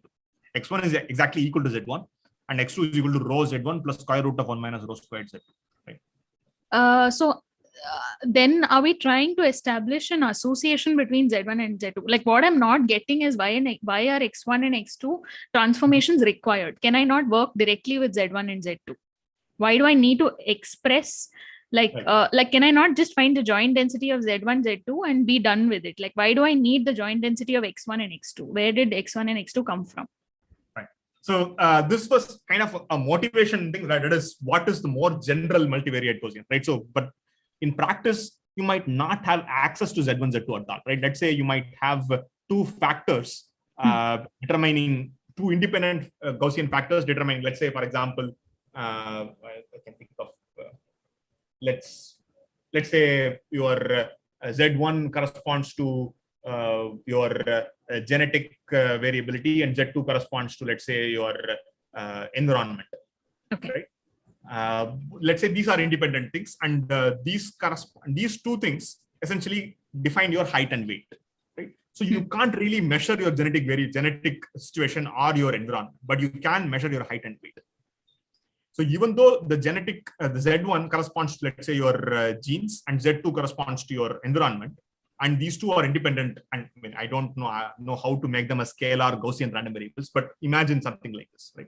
So these two are really the true independent random variables, but there is no way you can measure your gene or measure your environment. But these two random variables influence your height and weight, x1 and x2.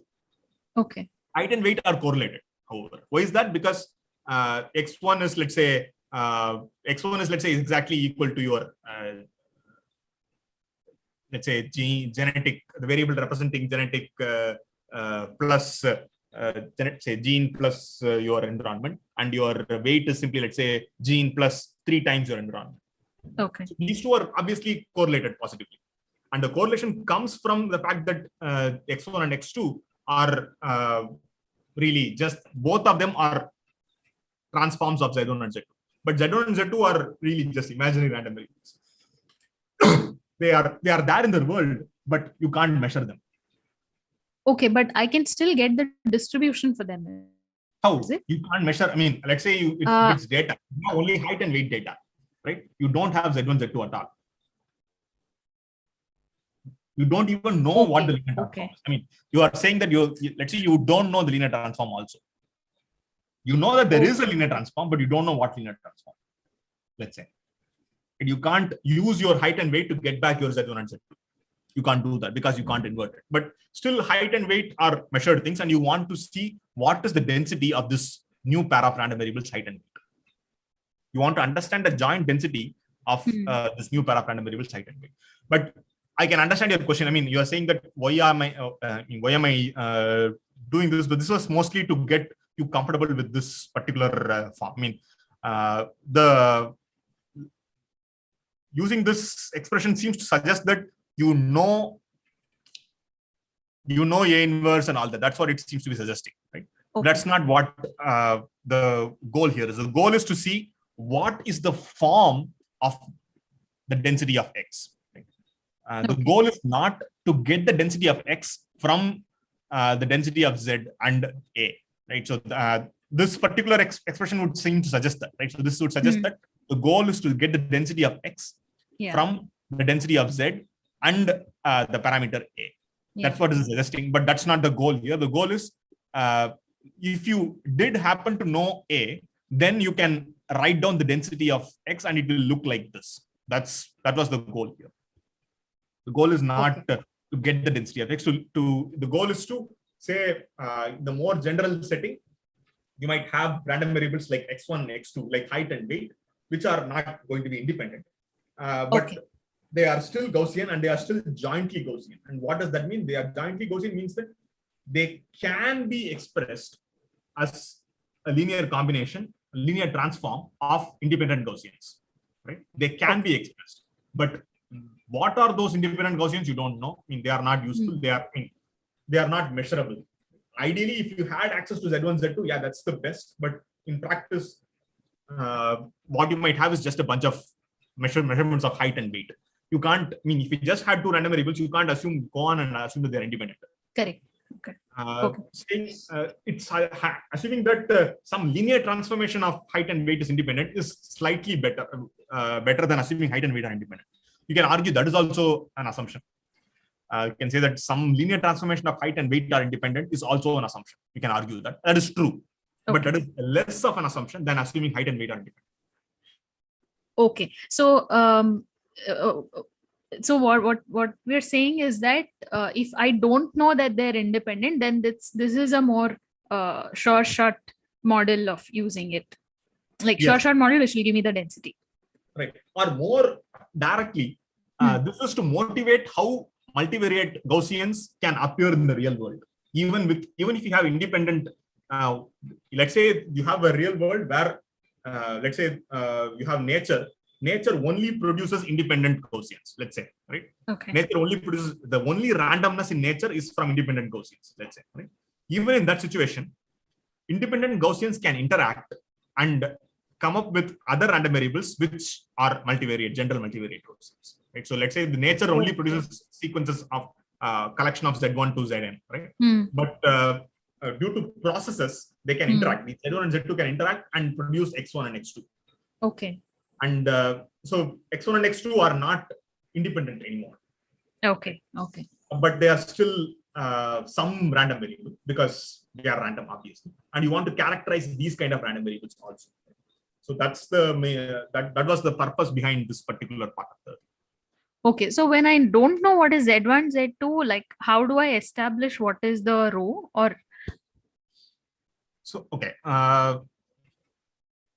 the goal of this particular thing is really scope is very limited. That is, if you have two random variables Z1 and Z2 which are independent and standard normal, and you have a linear transformation X1, X2 of them, what is the density of this new pair of random variables X1 and X2? That's all this is saying. This is saying nothing more. Right? So it's not saying what you have access to. All that is depends on the problem. This particular thing answers a very simple question, which is if you have Z1 and Z2 which are independent standard normal, and you have X1 and X2 which are linear transforms of this, these are still random variables, right? So X1 and X2 are still random variables. I just want to know what is the density of this new pair of random variables, and they happen to have this kind of structure. Okay? And I'm just giving a name to that structure, and that is multivariate Gaussian. Okay. So I mean, this is just a naming thing, right? So I'm just finding out the density of this pair of random variables and naming that naming that distribution as a multivariate Gaussian. That's it. Okay. And so one of the places you mentioned that I think A inverse is the Jacobian. Is that correct? Okay. So that's the thing, right? So I've been interchangeably using the determinant of A, absolute value of the determinant of A inverse and A inverse interchangeably as Jacobians. So it depends on context. If I'm using it as a matrix, then A inverse. If I'm using as a scalar, then it's a determinant. Right? So Jacobian is of a transform. Right? So Jacobian is essentially this. Okay, let me go back again. Okay, where is that?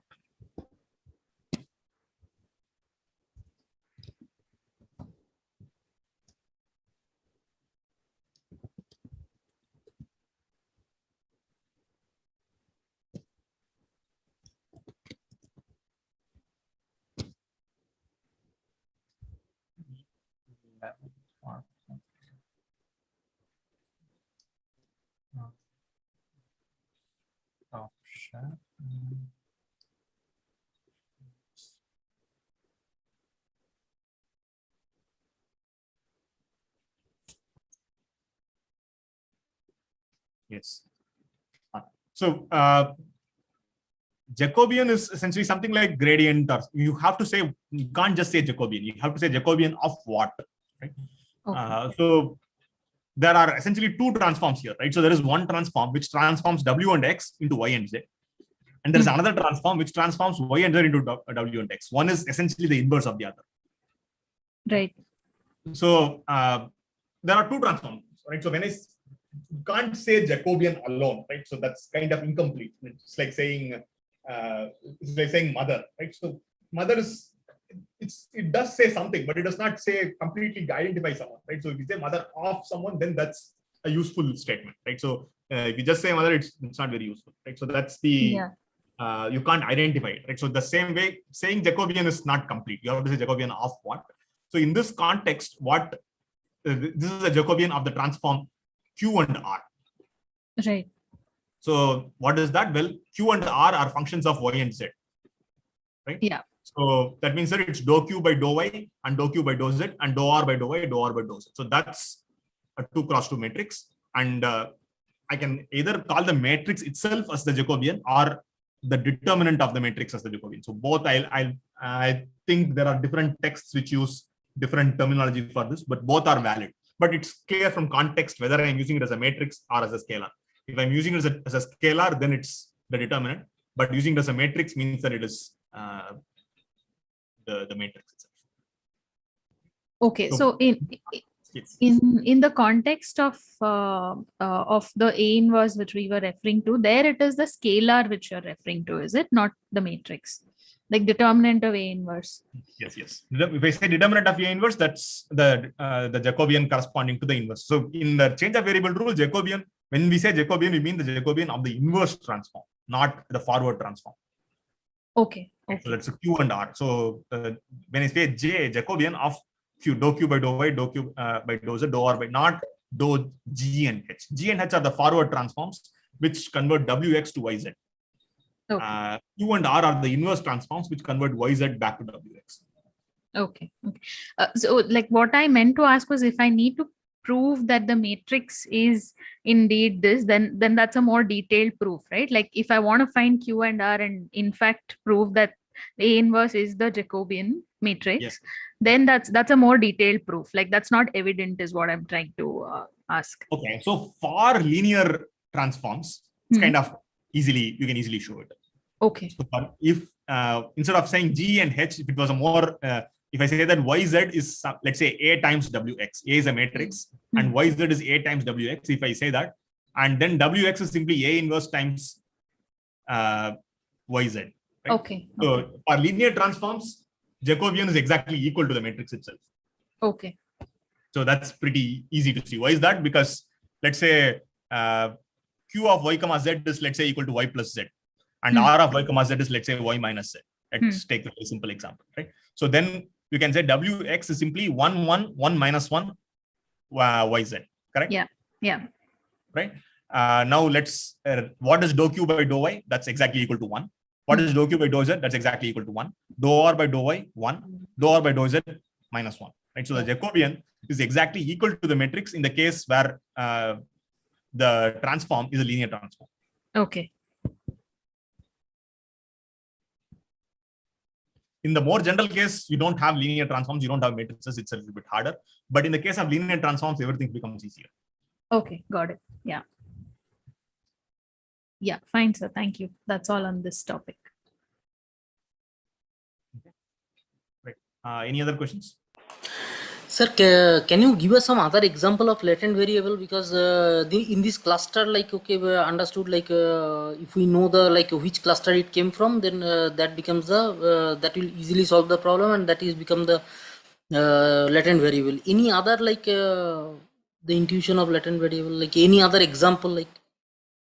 Okay, so there are several examples of latent variable models, but most of them you can link to cluster kind of idea. So one classic example of latent variable models is what's called the it's used in natural language processing. It's used in text processing, for example. So what you assume is that well, it's a slight bit more complicated model than. So most latent variable models are reasonably complicated. I'm trying to think of a simple version. So there are these models called latent Dirichlet allocation models, which are really text models, right? So it's too complicated. Let's think of a simpler example. Let's okay. I think hidden Markov models are probably the easiest to think of. Right? So you have what are these called hidden Markov models, which are essentially generalizations of Gaussian mixture models to sequence data, right? So what do I mean by that? So the classic example is speech. Say you speak something, and let's say your speech is chunked into, let's say, 100 millisecond bits, right? So you have 100 milliseconds of speech chunked into, let's say you speak for 5 seconds, it is chunked into 50 pieces of 100 milliseconds each. And each time step, you have a waveform, right? And what waveform is emitted depends on what syllable you are speaking, right? If you are speaking the sa or ri or ma or pa or whatever, right? Depending on what or something like jo or wo or blow or whatever, right? So what syllable you are speaking determines what waveform is emitted from your mouth, right?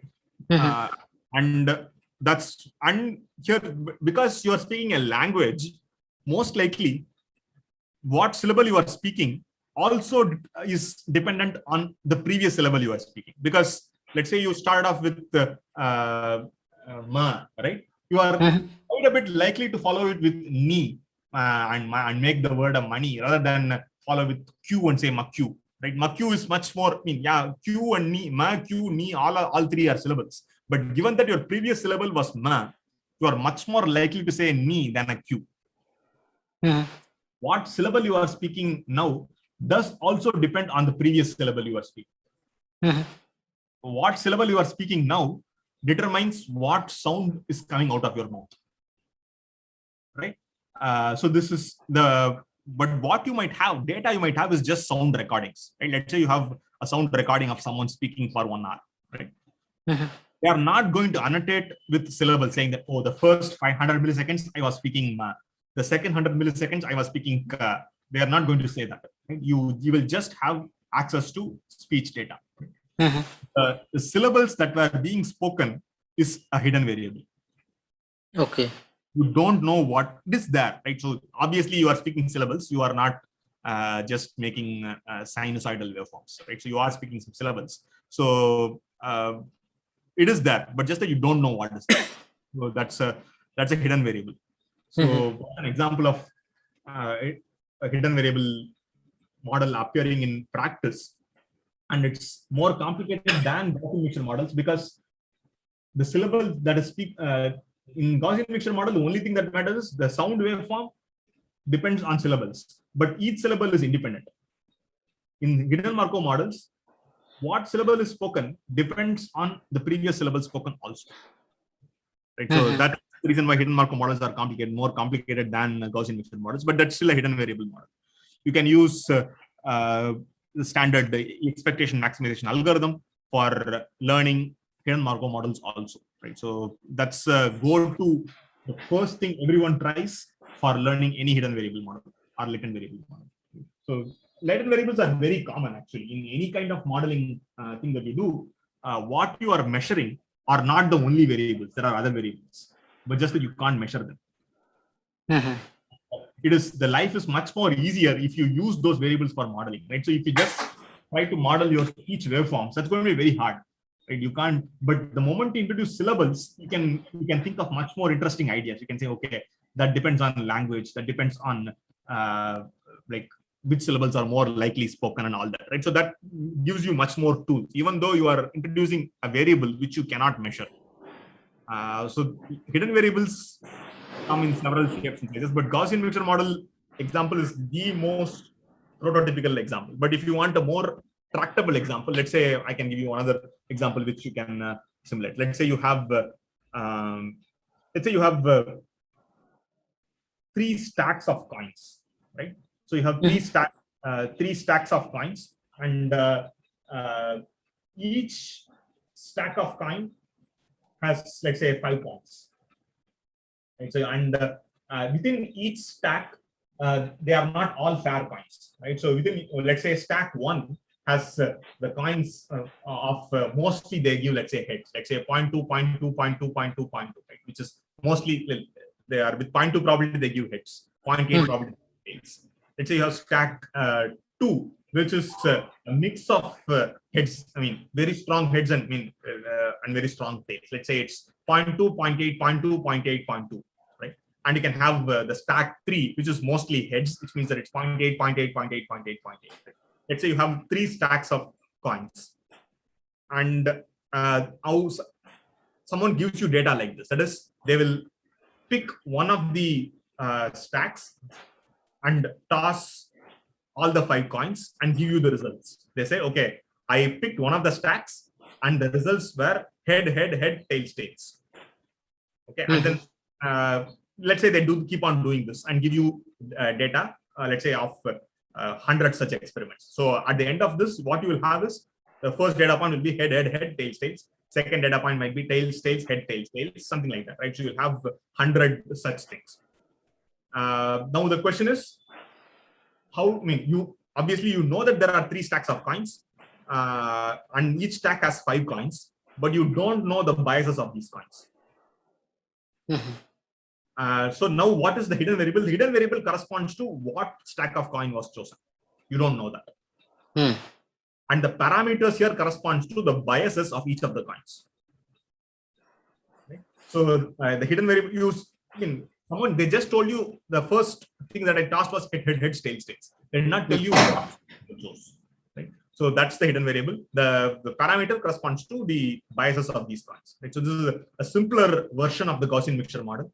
Just that now there is the data is always just ones and zeros. There is no Gaussian data here. It's just coin tosses. So it's a simpler version of.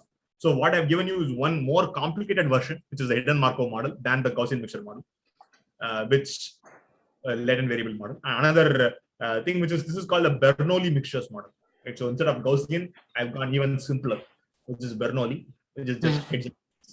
Right? So I've given you now 3 things. This is a Bernoulli mixture model, which is the simplest latent variable model that you can think of. It's still you can still think of these as clusters, just that now each cluster corresponds to a stack that was chosen, right? A stack of coins. And you have the Gaussian mixture models, which you have seen in some detail.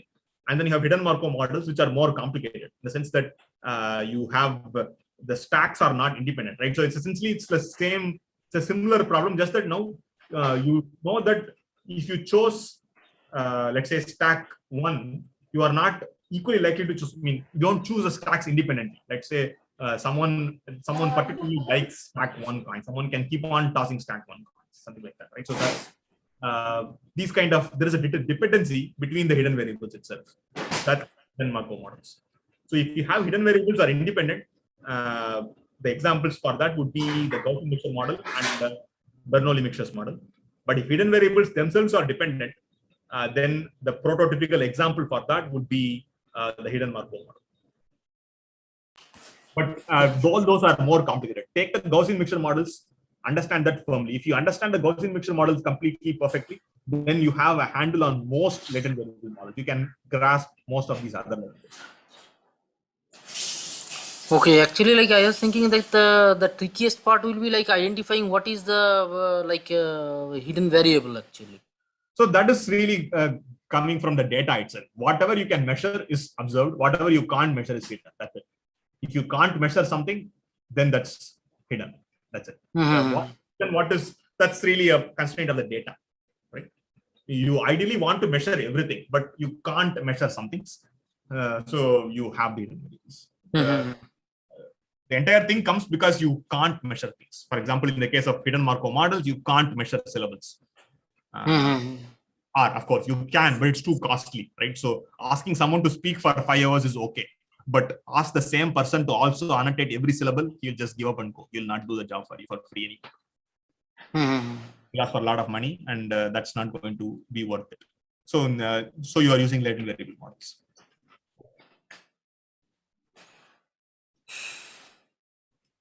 All right. Yeah. Any other questions? I think we are over time. Sir, I think during the ANOVA test that we do, you also try and test whether different samples are generated by the same distribution or different distributions. Is that also an example of a hidden variable when Can I'm you testing? repeat the question? I could not fully get the question. Can you repeat it? There is a test called ANOVA test. Yes. ANOVA test, analysis of variance. Okay. In there we take two different samples and try to examine whether they are generated by the same distribution or different distribution. I mean, say temperature of pizzas from one center and temperature of pizzas from a different center. Yes. And I am trying to measure whether they are generated by the same distribution to see whether there are differences in operations in two different centers of the pizza. Yes, so that is also wouldn't that be an example of a hidden variable too? So not really, right? Why is that? Because think of the model, right? So what is the random variable that you're trying to model, right? So what is the random variable you're trying to model? In this case, let's say it's temperature, right? And then let's say you have the other, well, okay, you can, if you model another random variable as the store from which the temperature is, the pizza is coming from, right? So you say you have two random variables, then if you know which store the pizza is coming from, then it's not a latent variable anymore. Right? Saying whether they are from the same distribution or not is kind of a meta question, right? So is variables, almost always you should stick to variables in modeling which have meaning, right? Saying that there is one latent variable for temperature, that's a meaningful variable, okay? And another variable saying that whether what store is the pizza coming from, right? So that's another variable. So that means okay. I understood, sir. If I change the test from knowing with the knowledge that I have for the centers, if I take a blind test and have 10 pizzas, I don't know which pizza came from which store. I'm trying to figure out which pizza coming from what. So then it will be a hidden variable. Then it's a hidden variable. Okay, thank you, sir. Right. So a lot of these questions are more, what questions that you're asking are kind of advanced questions, more questions suitable for probability models. Ideally, if you are interested in these kind of questions, you should take a course on either something like a probability models course or read from several standard textbooks on probability models. Because modeling is a major part of most data scientists' job. That is, what you are given with this data, right? What you're given is data. But what your boss might ask you to is make sense of the data, right? So he will give you some huge spreadsheet containing million rows and 1,000 columns, right? But that's okay, right? That's just data, right? But how do you make sense of the data? You have each column as a variable. Let's say, okay, let's say each column is a variable, fine. But what are you modeling it as, right? So are you saying that all variables can depend on every other variable, right? So if that's the case, then it's a useless model, right? So you have to understand the data and say, okay, variable 1 does depend on variable 2, but it is independent of variable 3, right? You have to understand the data and model it properly. And once you have a model like that, then you can use the data in it and learn interesting things. But probability modeling, it requires a lot of real world expertise. It's not an abstract thing like machine learning where I can just name symbols and be done with it. Right? So probability modeling is very aware of data. You need a lot of inside knowledge, and that's the reason why people hire data scientists, right? So if everything can be just done by import SVM, solve SVM, then all that, then no one would be hiring data scientists. The reason why companies hire data scientists and do all that is because a lot of they have data, right? So they will have huge Excel spreadsheets containing millions of rows and thousands of columns, but how to make sense of it, right? And to do that, you need to model your data into clear random variables and do all that business. And that's a very relevant question, and it's a very important question to answer also. But it's an entire course of its own, right? I'm not going to go ahead and do that. So what is a good book or something like on that? Because after this course, like we can probably have a good... It depends on what you want, right? So you can go and just apply what you have learned here and go do a machine learning course. That's one thing you can do. machine learning theory and practice, for example, which is being offered next term. That's one thing you can do. Or you can say, okay, I want to build my basics even further. I want to take one of these tools. Let's say I want to take the tool of optimization and build it even further. Or I want to take this tool of probability and build it further, right? So that's something which you could do. If you want the first, you can just go do any machine learning course. If you want the second, which you want to build up any of these tools, I would recommend like one of the formal textbooks on any of these topics. So let's say probability means that, let's say you take Sheldon Ross probability models, right? So there is a book called Probability Models by Sheldon Ross. You can take that, or you can take any of the books by Grimmett and Stillwater or anything like that, right? So there are lots of standard probability courses. This by no means is a probability course, right? So we spent what, 3 weeks on probability. That's not even enough to scratch the surface of probability, right? So it's probability requires multiple courses by themselves, right? So you can do several courses on probability. That's another direction you can go in. It depends on what you want, right? If you want, it really depends on what you want in life itself in general, what you want out of this program that you are doing. If the goal of you're doing this program is to, let's say, get a job as a data scientist, then the best thing for you to do would be to go and learn machine learning instead of building tools. I mean, you can always go deeper and deeper into anything, right? So you can go learn more and more esoteric algorithms, right? For example, Arun might have taught you gradient descent, right? But that by no means the only algorithm. There are thousands of optimization algorithms, right? You can say, well, I'm going to learn optimization algorithms, but there is no end to it. You'll keep on learning and you will never really finish anything. Well, if that's what you want to do, that's fine. But if your goal is to, let's say, get and do things, I would say go do a machine learning course. And you will find that you might find that the machine learning course might refer to an algorithm which is not gradient descent optimization algorithm, right? You'll find that, okay, this algorithm, this particular machine learning algorithm is using something else other than gradient descent. Right? Then you can go ahead and read that particular optimization algorithm then, right? So come back and read as and when you need the tool rather than finishing the tool perfectly, right? So that's how most of real world learning happens, right? So only in school do you like learn topic after topic after topic after topic and you finish things. Once you become an adult and go to college or start working, it's most often that you have some working knowledge to understand the basics, and you will encounter something advanced to come back and learn, right? So that's the best way to go over. So once we're done with this term, in your view, do you think we can start working on projects or something for some hands-on learning, or is some more knowledge required? Right. So this particular course at least only gives you the mathematical basics and the language necessary for machine learning. It doesn't give you anything more than that. It doesn't. I don't think it even gives you any machine learning algorithm. Right? It doesn't do that. So by itself, it's not sufficient. So if you want to work on machine learning projects, I would say you can go ahead and do any of the machine learning. I think the machine learning theory and practice course is perhaps the best for you, because you've already, this course is going to be the main prerequisite for that course. Okay. And I don't know if it's a formal prerequisite, but I think without this course, you will find it very hard to do the machine learning theory course. Yeah, there's going to be, I think, machine learning techniques next. Yes. Okay, so then, like, would it be advisable to take it up post that? Because I think then we'll have more tools. You're right. So you can't do projects with this level of, because we have not taught you any algorithms. Right. Yeah. So not perhaps the best thing, right? So you can take one more machine learning. I mean, if someone is willing to teach you on the project, then it's fine. Right? Okay. Take always the. I mean, if someone is willing to teach you personally, always take that opportunity, right? So courses at best are only like bulk things, right? So you will be learning along with 50, 60, 100, 200 people. It is not possible to get individual attention. But let's say you can get individual attention from some mentor on some project, by all means, take it. Okay.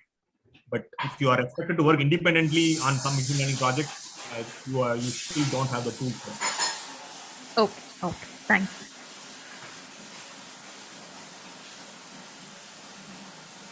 All right. I had one more thing in mind, but I think I'll just So one thing I wanted to cover, which I don't think I'll be able to cover, I'll just say a couple of sentences on it, which is the least squares regression. Right? So you can motivate least squares regression using maximum likelihood. Right? So we have seen ML estimation for multivariate, for Gaussian, for uniform, for all that we have seen.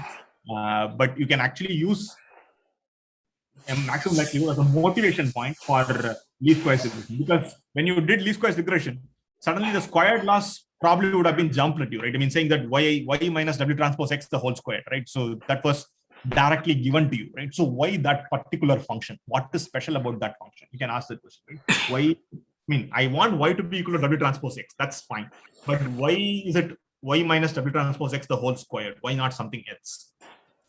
You might want answer to that question, and you can motivate that question at least based on maximum likelihood, and that comes from Gaussians, right?